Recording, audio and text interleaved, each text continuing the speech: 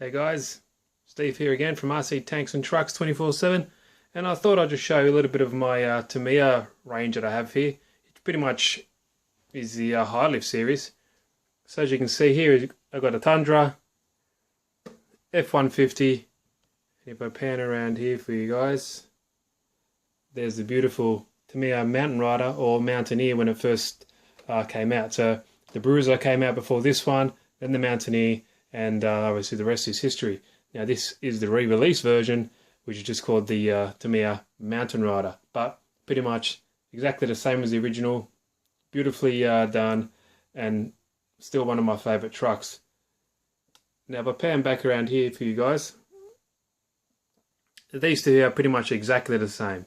The only difference with this one obviously is the body. That's a Tundra. This is the Ford F1, I think it's 350. The Tundra in nature is actual longer chassis, but the suspension geometry and the gearbox, the motor, the mechanism that you open and close the hatch, all that type of stuff is pretty much exactly the same as that cool cat. Now this one here obviously isn't standard, F350. It's had some work done, as you can see. Looks pretty badass. A lot of options there from Jungfuck or G-Mate, I believe they're called. Very nicely done, nicely machined parts. A lot of aluminium, a lot of articulation with this, with these parts. Really great value as well. So what I'll do, I'll just show you the difference. I wish I had the original Toyota 4x4, which kind of started off this 3-speed transmission phase or trend from Tamiya. So glad it started, because they're great. Still one of my great types of RCs. A lot of people don't like the 3-speed transmission, but I just like I think it's cool. But anyway, let's show you what's inside some of these bad boys. I know a lot of you guys are interested in it, so let's take a look. Okay, I thought I'd start the oldest one out of my collection here anyway, which is the Tamiya Mountain Rider. I recently completed this and I tried to replicate the box art as closely as I could, and I'm pretty happy with the results. Let me know what you guys think, but yeah, it turned out pretty well, and I'm pretty, like I said, happy with it. So let's take a look under the hood. Don't mind all this stuff here, this is all my wiring job for the LED lighting system. But as you can see here, this and the Bruiser are very similar. Got the classic 3-speed transmission. When I open the other ones up, you see the difference. But in the originals, this was a brass. All the internal gears here were brass and all steel. The re-release model is a bit lighter internals. Some are plastic gears, mix of plastic and aluminium or metal.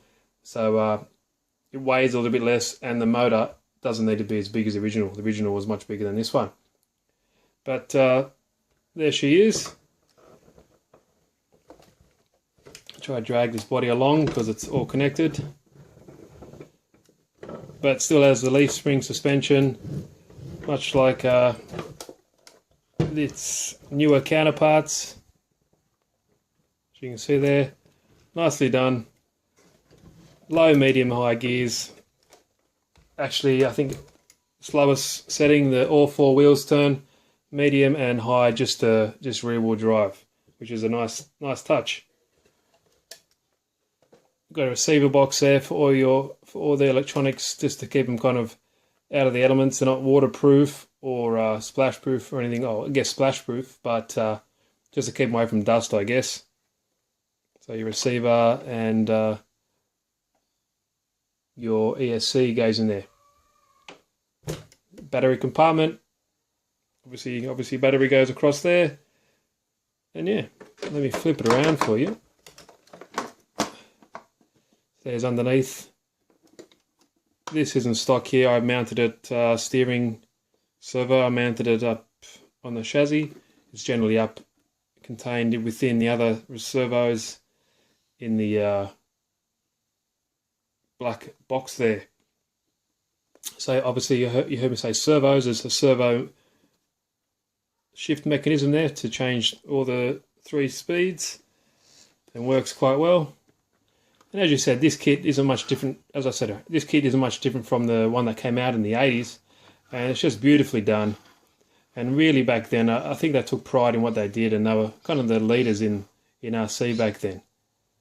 So, you know, this looks like a modern car. You wouldn't really, not much to distinguish it apart from, I don't know, some of the steering mechanisms and stuff like that. Like some of this, I think this style is out, and there's a different style now, but still, for that day and age, this was the bee's knees, and it still is.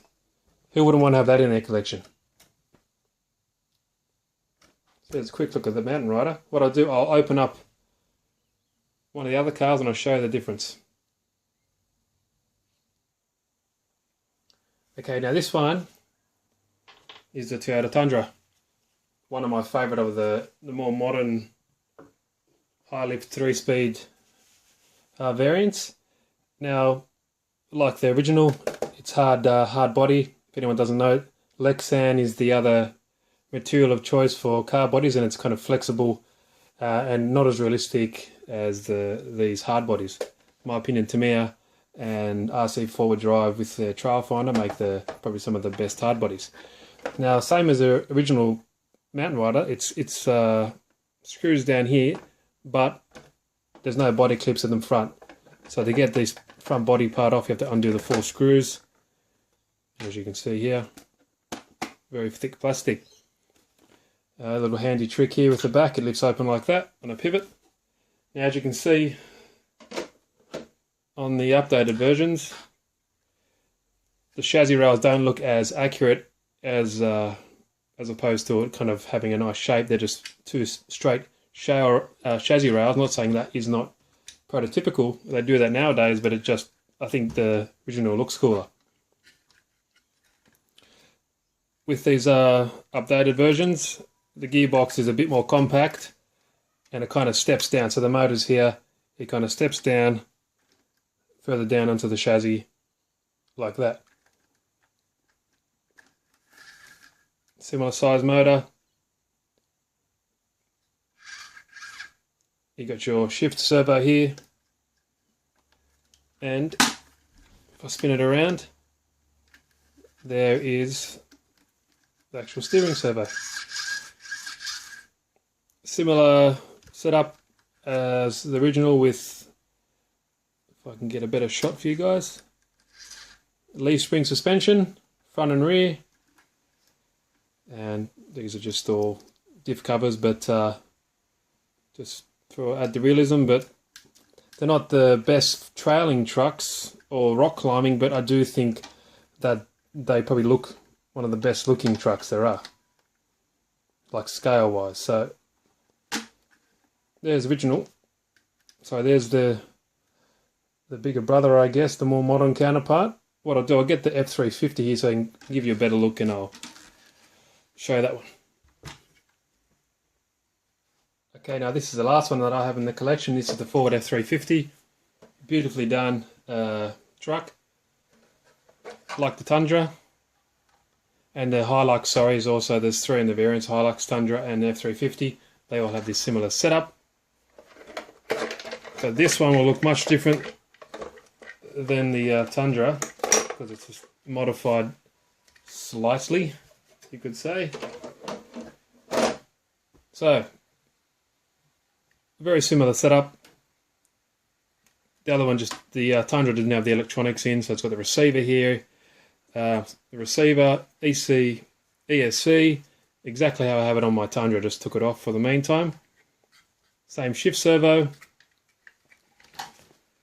This one, as like I said, the difference, it did originally have the same as the Tundra, but it has this, for everyone that doesn't know, this is a 4-link setup. Very nice. It doesn't look as scale as the leaf spring on the other 2, but it sure as hell climbs rocks and any obstacles that you throw in its way. Now, this one here has a servo up front, much better response, very strong setup here, and very reliable as well. So this is a axle mounted steering servo setup. And also, I've done one on the back as well. Just because I had another one of these G-made G-made axle mounts. I thought, why not make it 4-wheel steer like some of the proper monster trucks that you see in Monster Jam. So it looks pretty cool, and I can turn it on or off as I see fit. So it's probably one of my favourites at the moment, just because of the articulation and how cool it looks. My sons love this one. So if I there's that one there, and then if I put the Tundra next to it, you can see down similarities there, pretty much exactly the same. This obviously looks much bigger because of the suspension. The chassis is slightly longer on the Tundra here than the F350, but as you can see here, this whole setup is the same, just that this one has electronics and the mountain rider doesn't. Now if I get the mountain rider in the picture here, if I can fit all three in, I'll take the body off for you guys and kind of move the camera over. You can see the difference there. So, see what I was saying about the chassis rails? This one kind of follows they're not perfectly straight. So it kind of contours around the gearbox and around the back part of the car here, where all the electronics are. Kind of getting closer for you guys. Sorry if it's a bit wobbly. Much larger motor originally. The re-release is a bit smaller. Similar style suspension setup. They're both leaf sprung. They work quite well, but they don't climb as well as the F350 here would, just because of the geometry of the suspension. You can just see how plush that is and the amount of articulation these have. Even though I've taken out a few leaps on this particular F350, Tundra, it's still not as good as the F350. Just look at that. That's why they're so addictive and so fun to drive. But there you go, guys. I thought you just might want to see this and you guys might enjoy it. Any questions, please ask. If you want me to do another video, any specific parts on the cars, please let me know. And I'll catch you in the next video. Thanks, guys. Catch you around.